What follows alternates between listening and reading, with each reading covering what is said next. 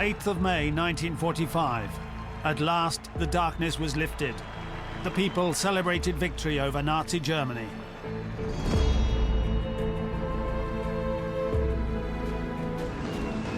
From the D-Day landings on the beaches of Normandy in June 1944, it took the Allies almost a full year to win the war.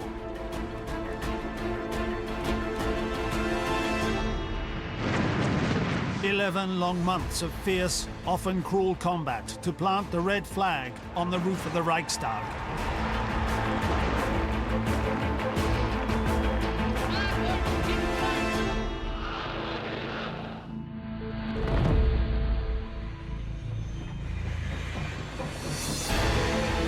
"11 months of hopes and fears.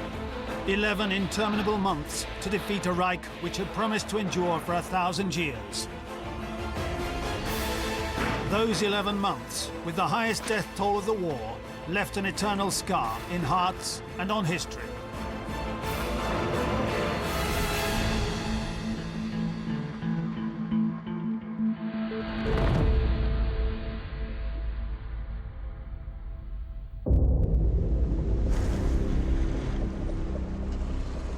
Summer 1944. For nearly 5 years, Europe had been at war, awaiting its liberation. On the 6th of June, the winds of freedom finally began to blow over the beaches of Normandy. On the evening of the longest day, more than 150,000 soldiers had made it to land. By the 1st of July, almost 1 million men were fighting in Normandy.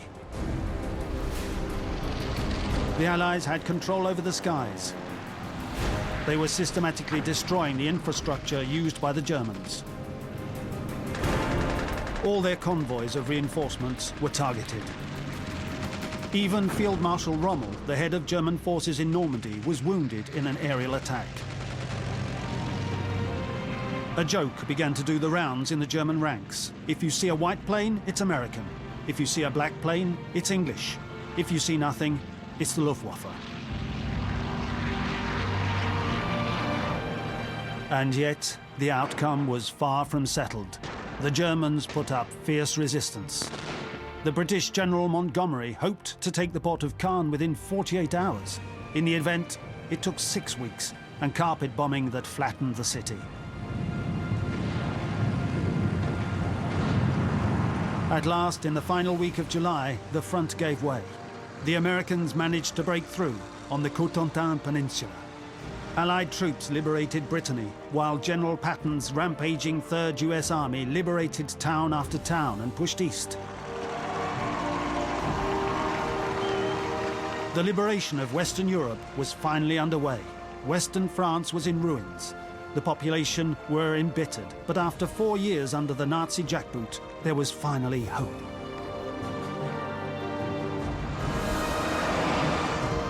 The mood was one of confidence. "We'll cut through Germany like butter," predicted a colleague of General Eisenhower, the Supreme Allied Commander.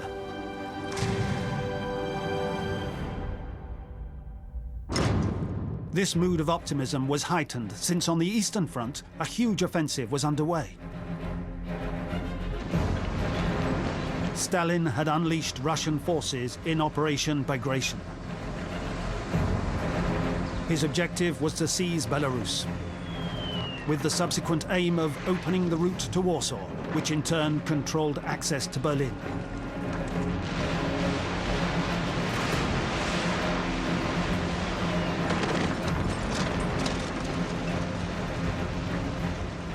The Red Army was advancing like a steamroller, crushing everything in its path along a 1,000-kilometer front. More than 1 million men, 4,000 tanks, 25,000 cannon, and 5,000 planes came at the enemy. Nothing could stop them.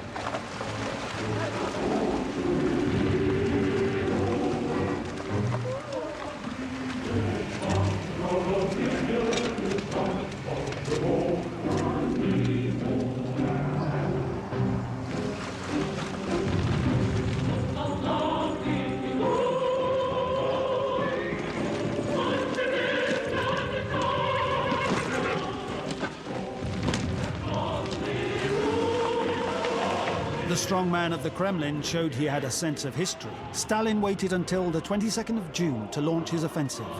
Hitler had attacked Russia 3 years beforehand to the day, on the 22nd of June 1941.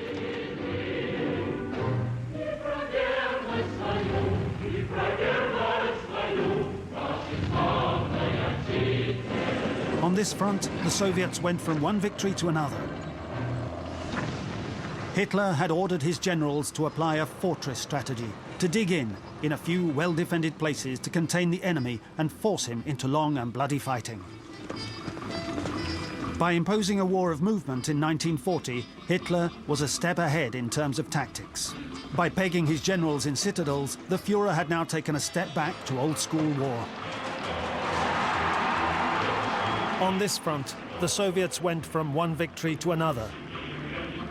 Vitebsk, Orsha, Mogilev, Bobruisk, Minsk. The cities of Belarus fell one by one. Vasily Grossman, correspondent for the Soviet Army newspaper, the Red Star, noted, "The road to Babrusk is the road of retribution. Here the cauldron of death boils, swallowing up in merciless vengeance all those who have not laid down their weapons and fled west."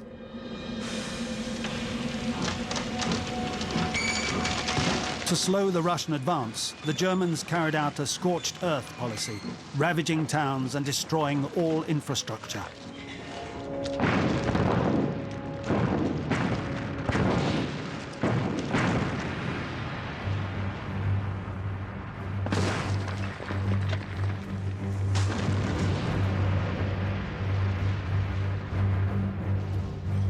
But nothing could halt the Red Army, neither the blown-up bridges nor the thousands of mines laid by the Germans.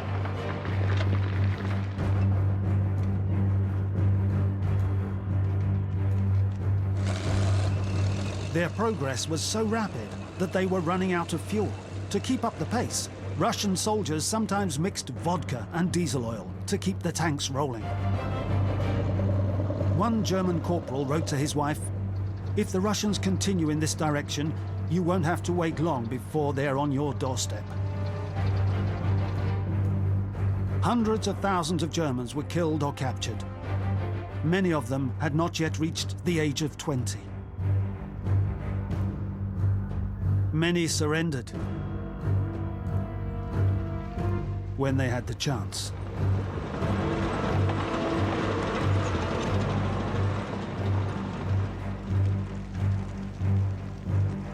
The liberated territories were in flames. The liberated populations had lost everything. Their belongings, often their homes, sometimes even their lives.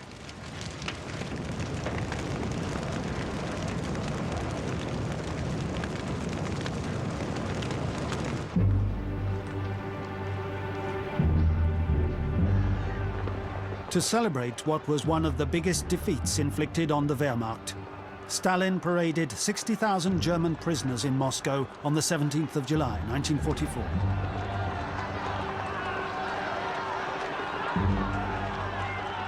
Three years earlier, Hitler had promised them they would march through Moscow. A promise now fulfilled.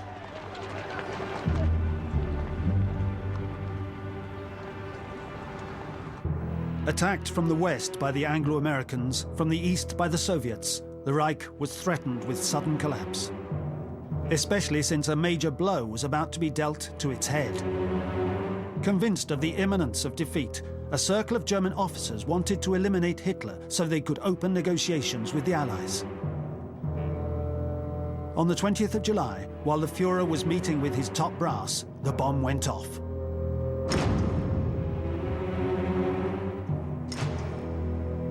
The blast caused huge damage. But despite the violence of the explosion, Hitler had miraculously survived.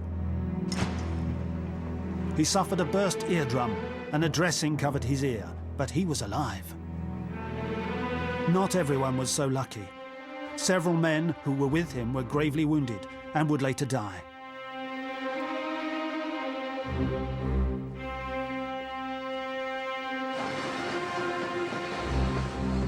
That same day, Benito Mussolini, who still reigned over the northern half of Italy, paid him a visit. His right arm still in a sling, Hitler welcomed him and told him, "Duke, a short while ago an infernal machine was set in motion against me." When Hitler showed him the location of the attack, he said, "The bomb exploded just by my feet. It's clear that nothing can happen to me. My destiny is to pursue my course and complete my task. I am more certain than ever that the great cause which I serve will triumph, despite the current dangers." Hitler interpreted his survival as a sign from heaven. Mussolini refrained from contradicting him.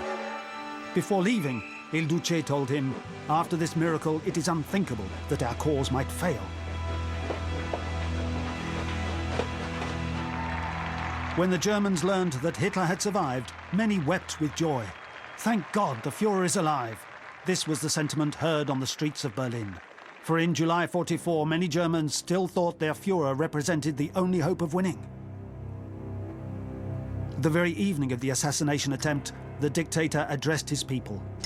Ein ganz kleiner Flügel verbrecherische Elemente, die jetzt unbarmherzig ausgerottet werden. Es hat daher jeder Deutsche ganz gleich, wer er sein mag, die Pflicht, diesen Elementen nunmehr sofort rücksichtslos entgegenzutreten, sie entweder sofort zu verhaften oder wenn es irgendwo Widerstand leisten soll, sofort niederzumachen. The bombing heightened Hitler's natural tendency towards paranoia. Opposition figures, real or imagined, were mercilessly hunted down.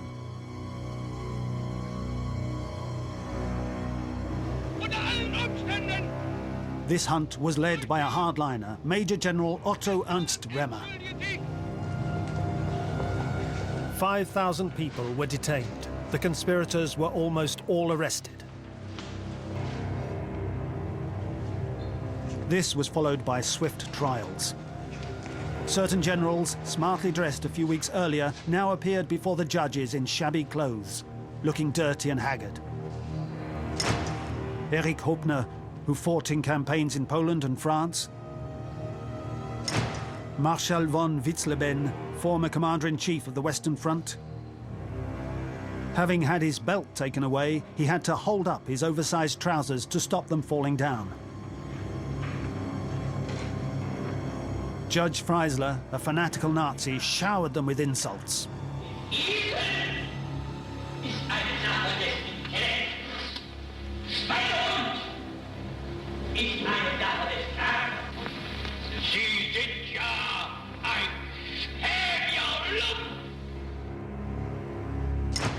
He shouted so loud that the technicians responsible for recording this parody of justice asked him to bring the volume down. The sentence gave no recourse for appeal. Verräter an allem, wofür wir leben und kämpfen, werden Sie alle mit dem Tode bestraft. Ihr Vermögen verfällt dem Reich. Some 200 people were executed. The executioners selected particularly fine ropes to prolong the agony of their victims. Among the conspirators was one special case, Field Marshal Rommel. He was a national hero following his victory in Tobruk, but his links with the plotters meant Hitler wanted him gone. To avoid upsetting public opinion, he gave him a choice: suicide or public trial.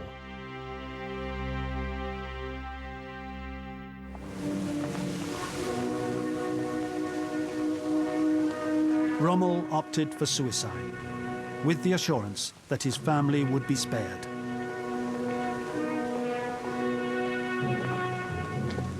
The regime staged a grandiose state funeral for him.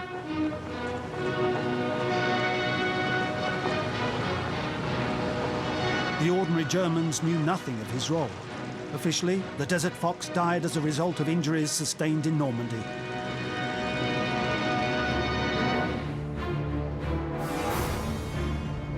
Following this brutal purge, Germans tended to become more fervent to avoid being suspected of half-heartedness. One had to show loyalty to the Führer to the bitter end. In the army, the Heil Hitler salute replaced the traditional military salute. The regime placed its most trusted men in the top posts. starting with the head of the SS, Heinrich Himmler, who was appointed as replacement army chief. He now had full powers over 2 million men. Goebbels, the Minister of Propaganda, became the Reich's overall Minister for War with full powers. Pleased with these enlarged powers, he wrote in his diary, "It took a bomb under his butt for Hitler to see reason." The bombing hadn't broken the regime. On the contrary, it had consolidated it.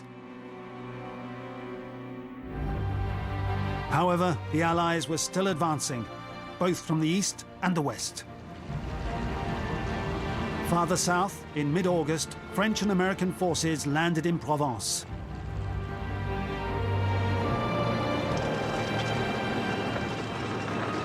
The GIs of General Patch and the soldiers of the 1st French Army, commanded by General de Lattre, began to make inroads into southern France. Helped by the FFI, the French forces of the interior, they liberated Marseille before moving up the Rhone Valley.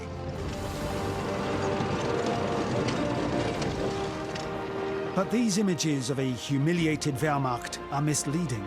The large majority of Hitler's soldiers managed to pull back. More than 400,000 made it back to Germany and prepared to defend the fatherland.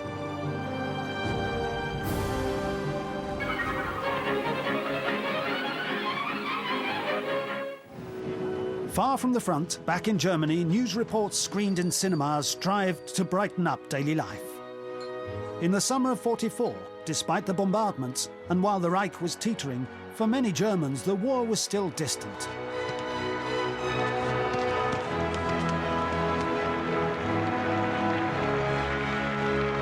The images testify to the comfortable lifestyle and folklore traditions that reigned in the country.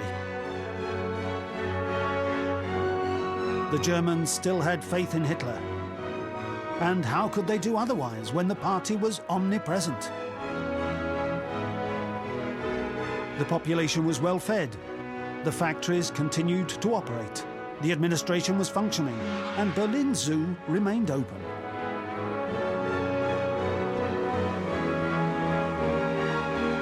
It was a wonderful summer, and those at home made the most of it. The war? What war? Yet, this bathing, filmed in August 1944, was in the town of Dachau.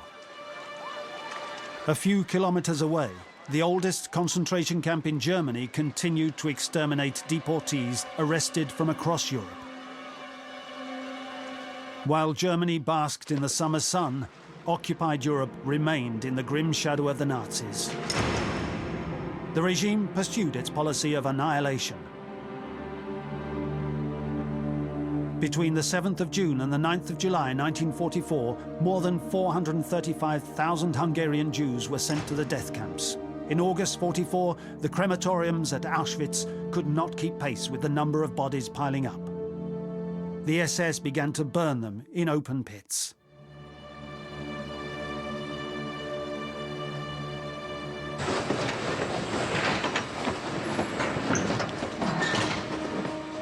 Even as the Allies approached Paris, one last convoy of deportees was leaving for the death camps on the 17th of August 1944.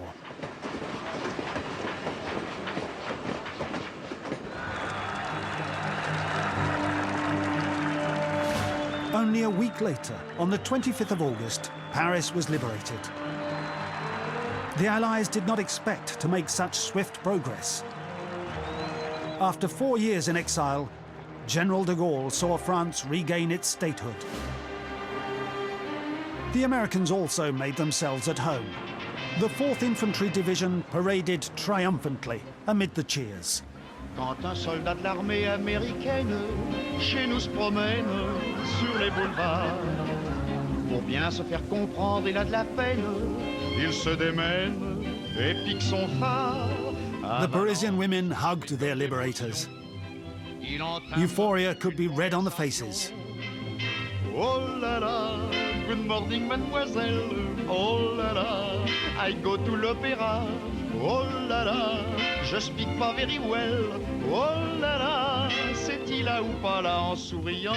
La petite Parisienne dit gentiment, justement je vais par là. Oh oh! Many GIs thought the worst was over and that defeating the Reich was now no more than a formality. C'est très bien comme ça. Summer held the promise of victory. Fall would deliver a series of setbacks. Since the D-Day landings, the US General Eisenhower had lost confidence in the commander of Allied land troops, Britain's General Montgomery, who had overseen a string of failures in Normandy. Despite these setbacks, Montgomery demanded to run operations against the Reich, placing all Anglo-American forces under his command. But this demand was unacceptable for Eisenhower. To avoid putting all his troops under Montgomery, Eisenhower divided his forces into two groups. The first was under Montgomery's command. It would attack via the north, towards Belgium and the Netherlands, with the objective of seizing the port of Antwerp. Once in Allied control, tanks and munitions could then be shipped closer to the front. The second group was assigned to the US General Bradley and would attack to the east, backed by the armies of Generals Patton and Simpson.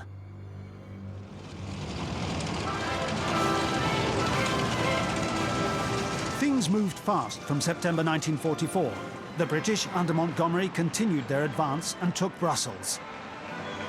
In the Belgian capital, the population celebrated wildly, as Paris had done 10 days earlier.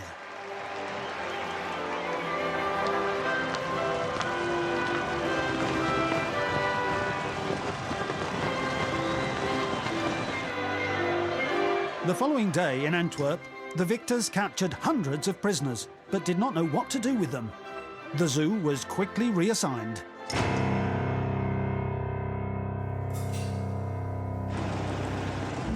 Although the Belgian authorities hailed Montgomery, he made a mistake. In the rush to invade Germany, his troops had taken the port of Antwerp as planned. But Monty had neglected to clean out the islands and banks which control its access. They were held by heavily armed German units. As a result, no Allied shipping could use the port and supply the front. This new failure enraged Eisenhower, and for good reason. For 2 long months, Allied troops now had to break down German resistance through dangerous amphibious operations. Some 13,000 men died in the process. But it would take more than that to undermine Montgomery's self-importance. The Englishman wanted to demonstrate his strategic talents to Eisenhower. Even with the command of half the troops he had called for, he would succeed. His aim? To be first to cross the Rhine. This achievement would erase memories of his failures and would eclipse the victories of his rival, General Patton. The American general, a big mouth who carried pistols with ivory butts, had liberated town after town, moving from Normandy to the east of France. Monty was envious. In a move that looked like arrogance, he persuaded the skeptical Eisenhower to give him all available resources. His objective? To launch a huge parachute operation on Arnhem in the Netherlands. Codename Operation Market Garden. On the 17th of September 1944, 20,000 parachutists and 14,000 combat troops carried by planes and 563 gliders took off, heading for Holland.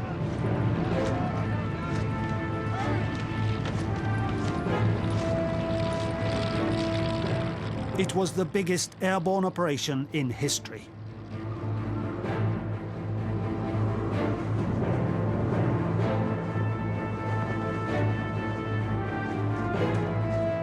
The American, British and Polish parachutists were dropped behind the German lines to take a series of bridges across the Maas, the Waal and the Rhine to stop the Germans destroying them. Once these bridges had been secured, land troops could go round the defences of the Siegfried Line by the north and invade the Reich.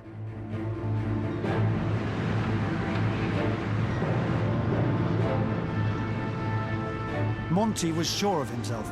Thanks to his shrewdness, the war would be won by Christmas.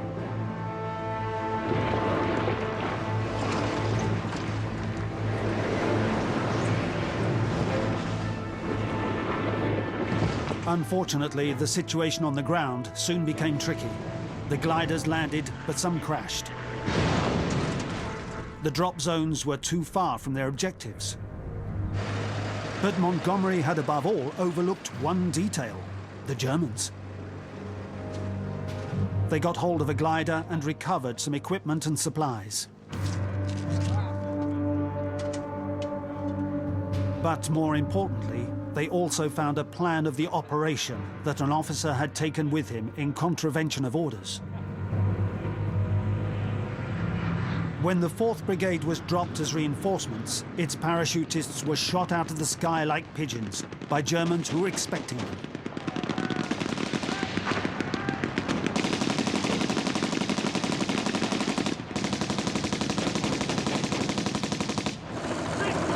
In the town of Arnhem, 2 panzer divisions raced towards the British powers and besieged them.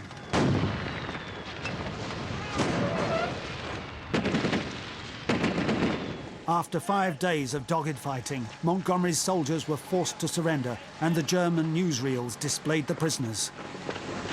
Für Sie ist die Operation Berlin, wie General Eisenhower dieses Unternehmen bezeichnet, zu Ende. Sie haben sich abermals damit abfinden müssen, dass der von Churchill für diese Tage festgesetzte Termin der deutschen Kapitulation nicht nur erneut auf unbestimmte Zeit vertagt werden musste, sondern niemals in Frage kommen wird.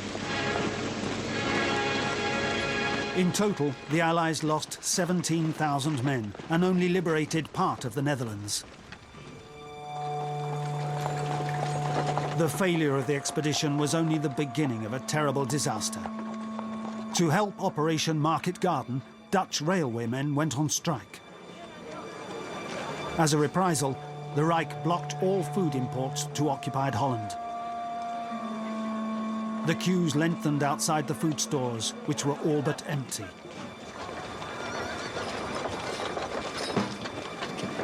From October onwards, famine took a terrible toll. Thousands of civilians died of hunger. Henry, aged 10 at the time, recalls, "Nothing was more important than food. I woke up in the morning thinking about food. We used to talk about food all day long. And when I went to bed, hungry, I dreamt of food."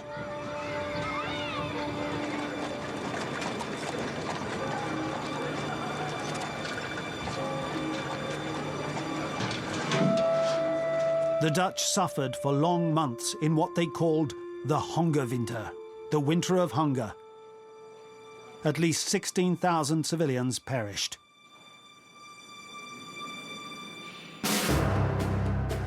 While Monty was halted in Holland, Bradley's US forces were making progress. In early October, his troops reached the German town of Aachen. Germany had finally been reached, but not conquered. The Americans demanded the surrender of the town, in vain. Hitler ordered his troops to defend the town to the last bullet.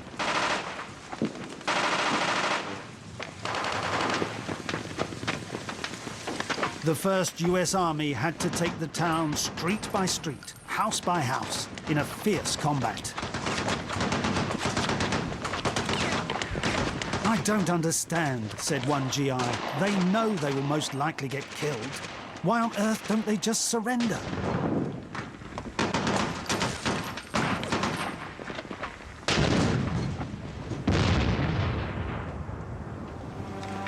After 19 days of siege, during which 1,000 GIs were killed, the town finally fell.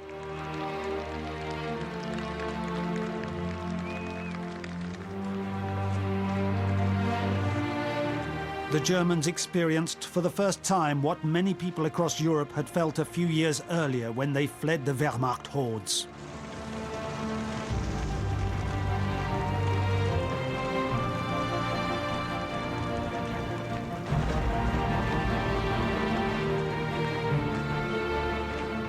The taking of Aachen was a symbol.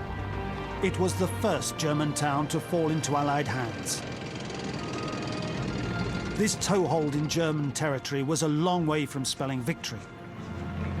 The Anglo-Americans were stalling in the face of fierce German resistance. Monty had failed in his operation in the Netherlands. The port of Antwerp was still impracticable. And the hard-driving General Patton, who was eager to pursue his advance eastwards, was deprived of fuel. "My men can eat their belts, but my tanks have got to have gas," he raged. He was at a standstill. In a further twist of irony, part of his fuel had been attributed to the British. With Patton slowed down, the Allies were unable to exploit the breakdown of the Western Front. As a result, the Germans had time to regroup their defences, taking up positions beyond the Rhine. The Western Front was blocked. War over by Christmas? That dream had evaporated. The war would go on.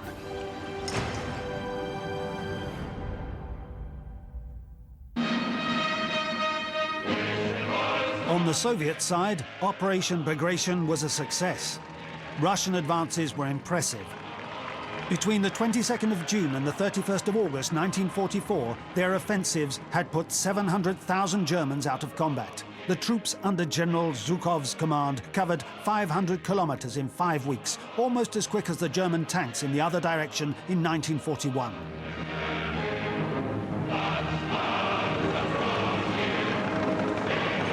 The Soviets were approaching Warsaw.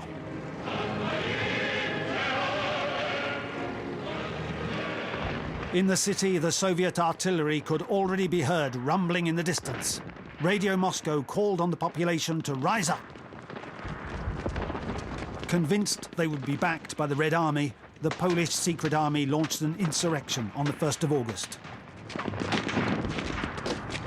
But its fighters had only makeshift equipment. They seized some German helmets, along with some weapons and a few tanks.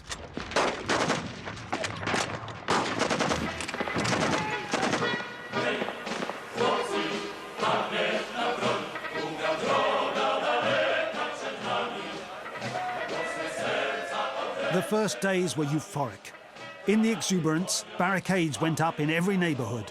Everyone took part in the combat in their own way.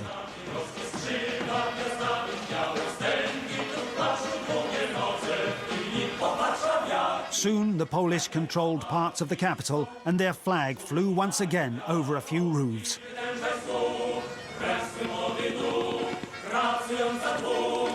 These heroic resistance fighters threw everything into it and drove back the Germans.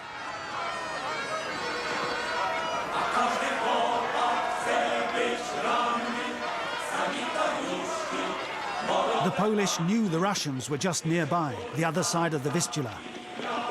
With this powerful ally waiting in the wings, the insurgents had nothing to fear.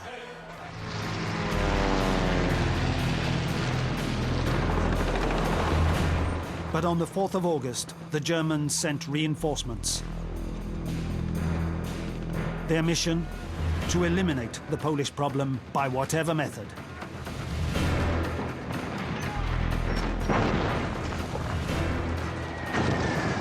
The city was mercilessly shelled.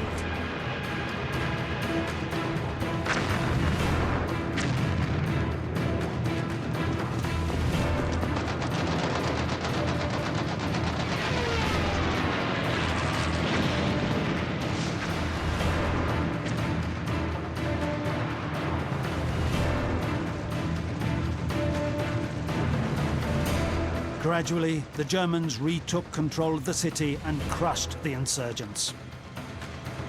The hospital was torched, the wounded executed.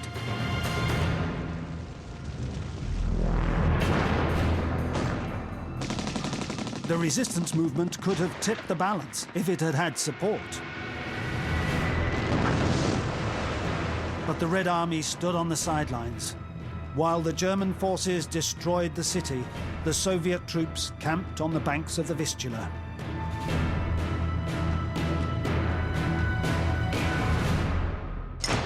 Stalin was unmoved. He would not intervene. For a while, he even refused permission for the Americans and British to use his aerodromes to supply the insurgents, leaving them to face slaughter. He had a dual motive. He had to allow his troops to recuperate their strength after Operation Bagration. The Supply Corps had to bring up fresh fuel, weapons, munitions, and spare parts to this new front line on the Vistula. Meanwhile, Stalin left the non-communist Polish resistance to be wiped out, so he could put Polish communists in power at a later date. The Anglo-Americans protested, but not so strongly as to threaten their relationship with Moscow. That was the price of the Soviet alliance against Hitler.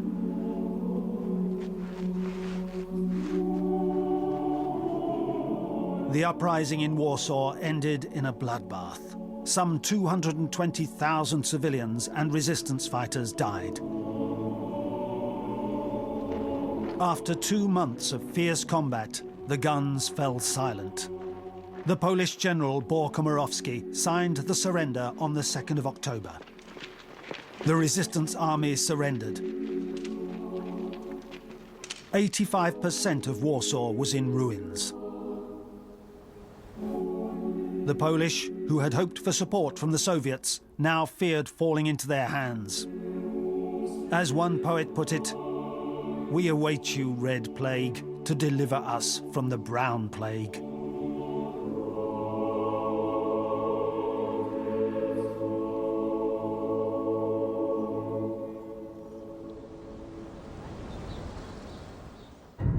While the Red Army camped on the Vistula, to the west, the Allied armies had at last been able to open the port of Antwerp, through which supplies were now flowing.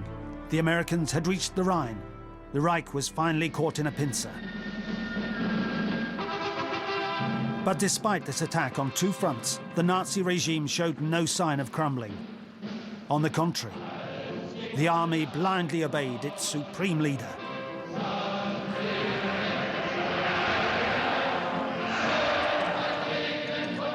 In October, Himmler created the Volkssturm, the People's Storm. This militia recruited men who were not already serving in a home defense force. Ich schwöre bei Gott diesen heiligen Eid, dass ich dem Führer des Großdeutschen Reiches Adolf Hitler bedingungslos treu und gehorsam sein werde.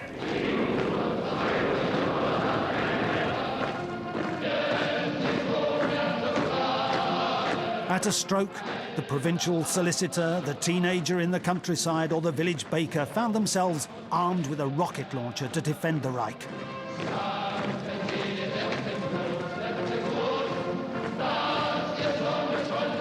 The German people were still solidly behind their Führer. They couldn't imagine any alternative to the Nazi regime. This was because during the 12 years he had been in power, Hitler and his regime had indoctrinated the Germans. In 1944, the Nazi Party still had 8 million members. There wasn't a family in the country which didn't count at least one party member.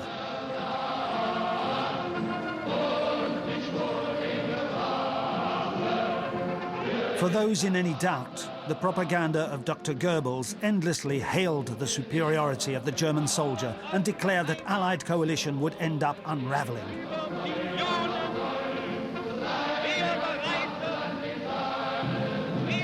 His fables persuaded the Germans that they would triumph.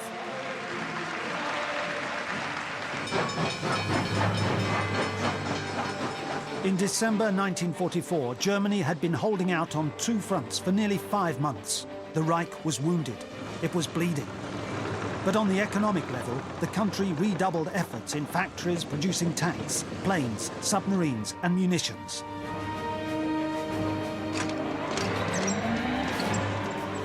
While they couldn't win the battle in terms of quantity, German engineers invented new weapons, like remote-controlled miniature tank buster vehicles and one-man torpedo submarines.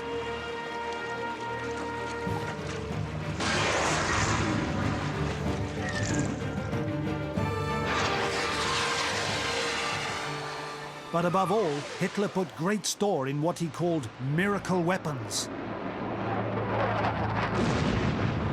The V-1 flying bombs, which had been raining down on London since June and had killed thousands of civilians.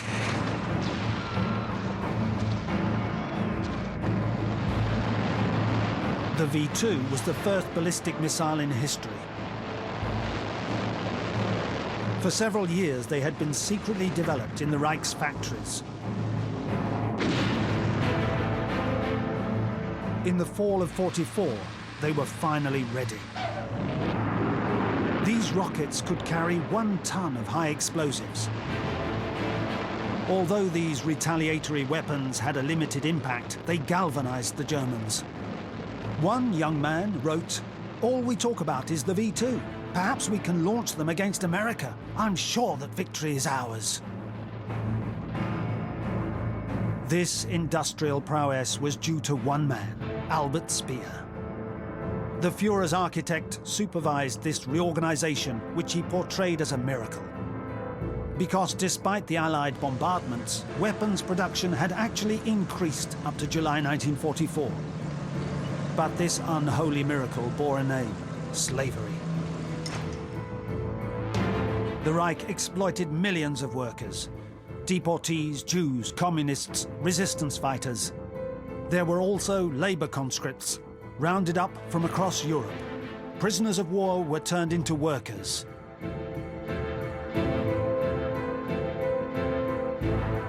Almost 9 million men and women worked in atrocious conditions on behalf of the Reich. German industry could thus keep up with the war effort. The Reich was even able to go from being on the defensive to the offensive.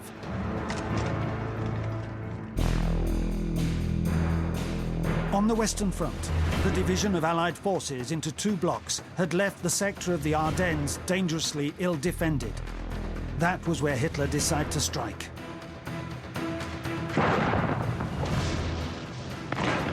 On the 16th of December, to the astonishment of the Allies, 1,900 cannons opened fire.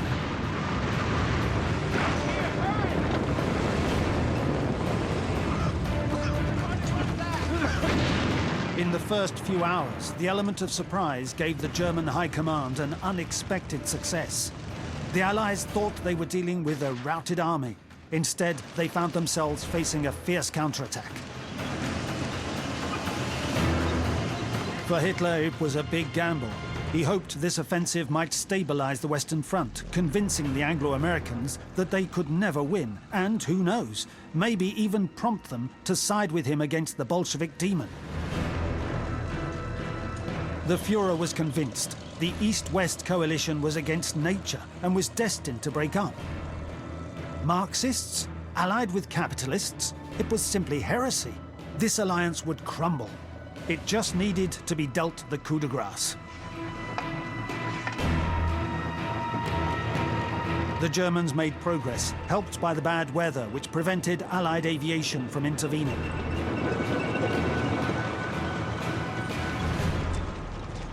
The advance was spectacular. One lieutenant wrote to his wife, "You cannot imagine the days of glory that we're experiencing at the moment. It is as if the Americans cannot withstand the might of our thrust."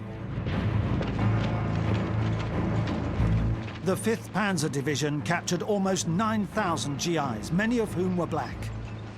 This gave the Nazi propaganda machine the opportunity to claim the US Army was made up of subhumans.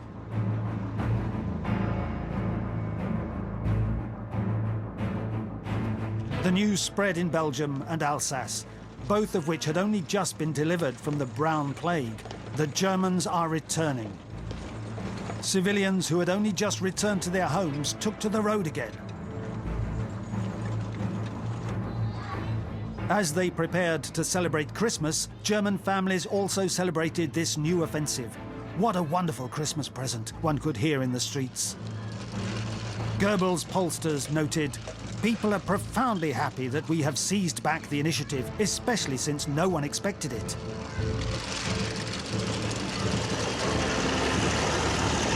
This operation reinvigorated the German population. One soldier wrote to his wife, "The snow must be stained red with the blood of Americans. We're going to cast them into the ocean. The arrogant, loud-mouthed apes from the New World, they will not set foot on our Germany." But the determination of the German soldiers sometimes escalated into bloodthirsty fervour as they committed numerous war crimes. On the 17th of December, 69 American prisoners of war were shot dead by the SS. A few days later, in the little town of Malmedy, the bodies of 86 GIs executed by the same SS unit were discovered.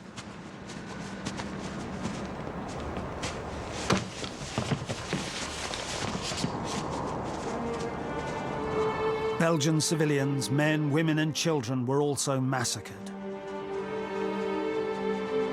They spared no one.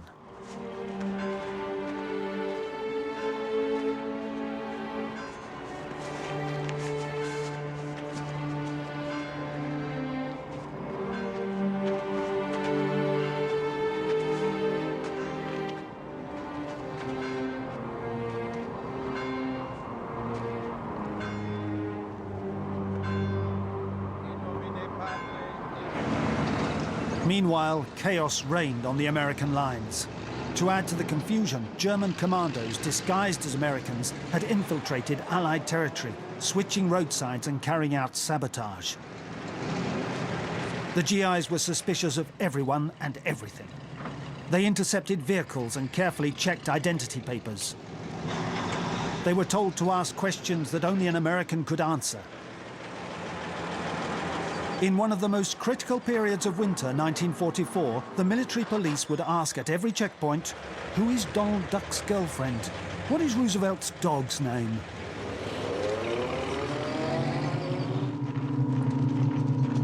Sometimes spies were captured.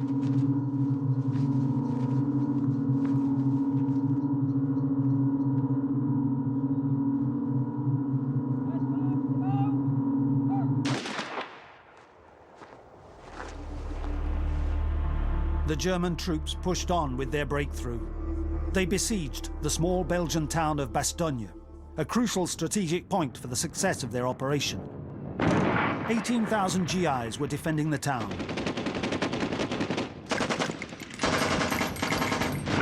In their ranks, the rumor spread that the Germans didn't take prisoners. The American soldiers doubled their efforts. But the town was quickly surrounded by panzers. The US troops were caught in a trap. While he was preparing an offensive further south, General Patton was called to the rescue. In midwinter, he swung his army round 90 degrees and headed straight north, pushing hard for Bastogne. He had promised Eisenhower that this maneuver would take him no more than 3 days. His tanks drove day and night through appalling conditions. They had not planned for icy roads, but managed to keep moving forward.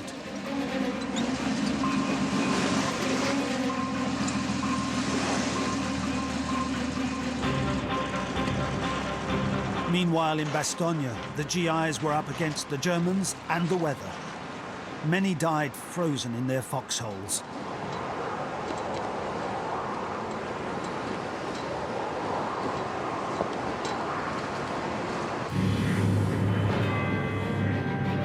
On the 26th of December, the Germans looked up at the sky in horror. The snow had stopped. The snowflakes had been replaced by the heavy bombers of the US Air Force, which pounded the German positions.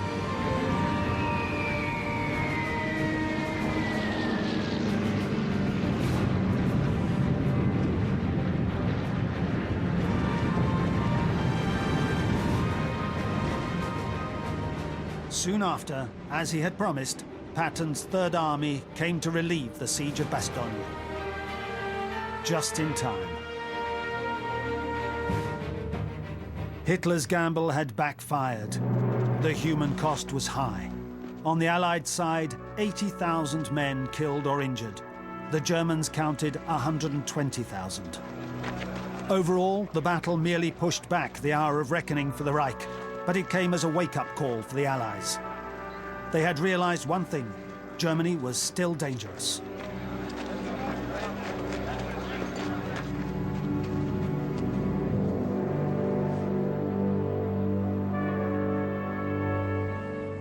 At the Führer's headquarters, the mood was one of concern. Goering suggested to Hitler that he should seek an armistice. The war is lost, he explained. Hitler replied, "I forbid you to take any such decision on this point. If you disobey my orders, I'll have you shot." Hitler was wrapped up in his delusions. He insisted, "We will never surrender. We may go down, but we will take a world with us."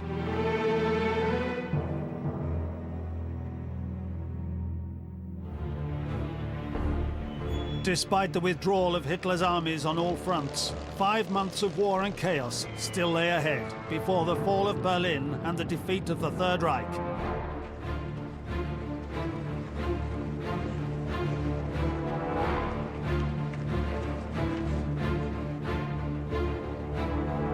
The beast was weakened but not yet dead, and the Germans seemed ready to follow the Führer to the very end.